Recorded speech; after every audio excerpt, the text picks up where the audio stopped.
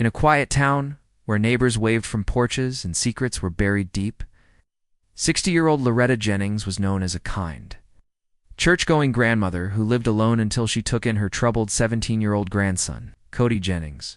What began as a gesture of love turned into a twisted nightmare that would shock the nation.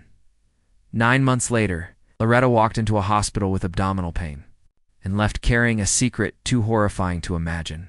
But she was 6 months pregnant with Cody's child. This is the unthinkable story of how a grandmother became a mother again. And the grandson, who was never given a choice, nestled between pine forests and empty fields, the small town of Camberwell, Georgia, looked like a place where nothing ever went wrong. It was the kind of town where people left their doors unlocked, and every Sunday was spent in church followed by iced tea on wraparound porches. Life moved slowly, and change was rare. Among the town's long-standing residents was Loretta Jennings, a 60-year-old retired librarian who had lived alone since her husband's death 15 years prior. With her soft-spoken demeanor and quiet habits, she was viewed as a woman of grace and strength. She kept a neat garden, often baked pies for the local church fundraiser, and rarely stirred trouble. Loretta had 2 children, both of whom had moved away years ago. Her daughter Marianne had spiraled into drug use and neglect, losing custody of her only child, Loretta's grandson, Cody, when he was just 8 years old. After bouncing through the foster system, Cody became a troubled teen.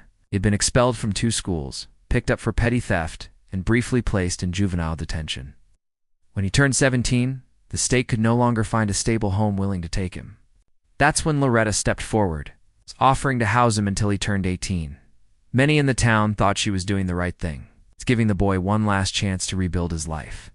For the first time in years, Loretta's house wasn't silent anymore.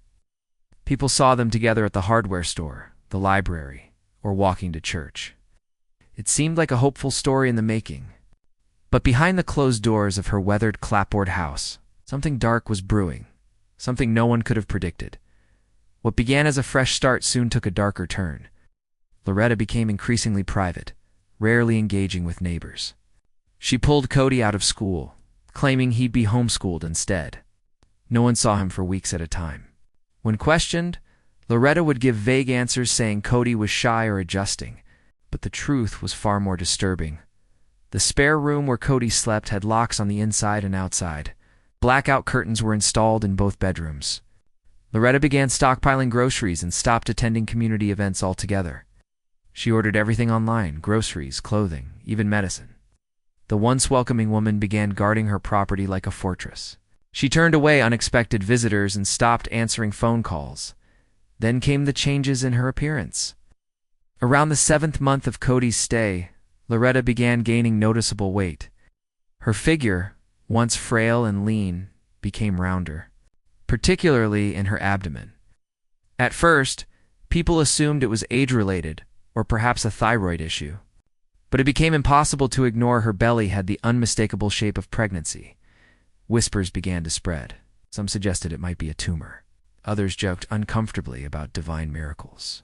But one visitor, Loretta's niece, was so disturbed by what she saw inside the house that she left without saying a word. 3 days later, an anonymous call was placed to Child Protective Services. When they arrived, Loretta refused to let them inside. She insisted she was suffering from a benign growth and didn't need medical attention. Her refusal to cooperate raised flags. But with no signs of physical abuse and Cody legally under her guardianship, officials had no grounds to remove him. A week later, Loretta collapsed in her kitchen while preparing dinner. She was rushed to St. Catherine's Regional Hospital, and the terrible truth was finally uncovered at the hospital. Doctors rushed to assess Loretta's condition, believing she might be suffering from internal bleeding or a tumor rupture. Instead, a quick ultrasound revealed something unthinkable. Loretta was not dying, she was 6 months pregnant. The room fell silent. Nurses exchanged horrified glances.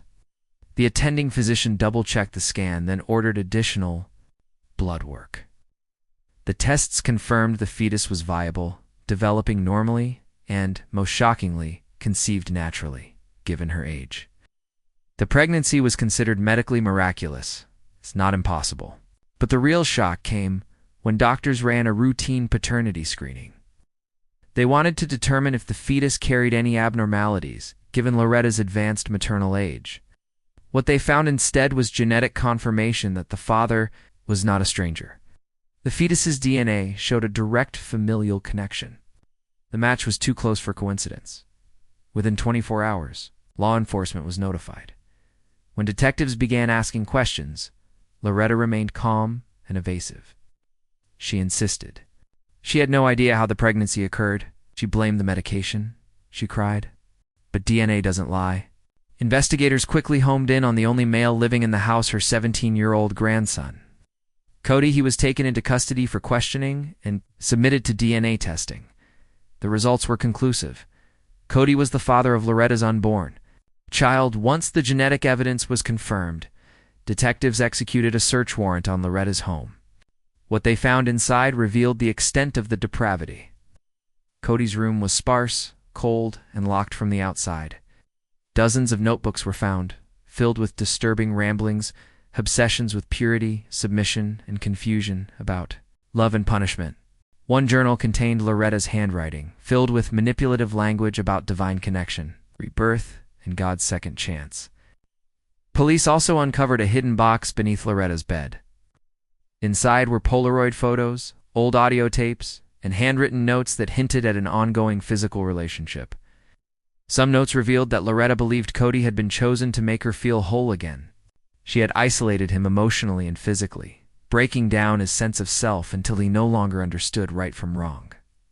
Cody, during his psychiatric evaluation, spoke in broken, disjointed phrases. He referred to Loretta as the only one who loved me. He said she gave him structure, made him feel safe, but also admitted he didn't understand what was happening most of the time. For years, Cody had been passed from home to home, never given proper mental care. Loretta took advantage of that instability, twisting it into a form of control. What began as caregiving had become a psychological prison. And when Cody's dependence turned into submission, Loretta crossed every imaginable boundary. The court case became national news. Outlets across the country broadcasted the story of the grandmother who got pregnant by her own grandson. Public opinion was divided. Some viewed Loretta as a predator who manipulated a vulnerable teen. Others believed she was mentally unstable and unfit to stand trial. The legal proceedings were fast-tracked due to the growing media attention and the pending birth of the child. Loretta was ultimately found guilty on multiple counts, including statutory rape, incest, and child abuse. During sentencing, the judge called it one of the most grotesque betrayals of trust this court has ever seen. She was sentenced to life in prison without parole. Cody, legally an adult by the time the trial concluded, was placed in a psychiatric treatment facility for long-term rehabilitation. Psychologists diagnosed him with dissociative disorder and deep emotional trauma. He remained under state care, his future uncertain. The child's a baby girl was delivered prematurely and placed into protective custody immediately. Multiple families came forward to adopt her, but the state opted for closed placement due to the case's notoriety. Her identity and whereabouts remained sealed. The Jennings house stood vacant for months after the arrest. Eventually, it was sold in a foreclosure auction to a couple who didn't know its history. But the town remembers. Overgrown hedges, boarded windows, and a strange stillness linger over the home. Local kids avoid walking past it. Neighbors say they sometimes hear crying at night.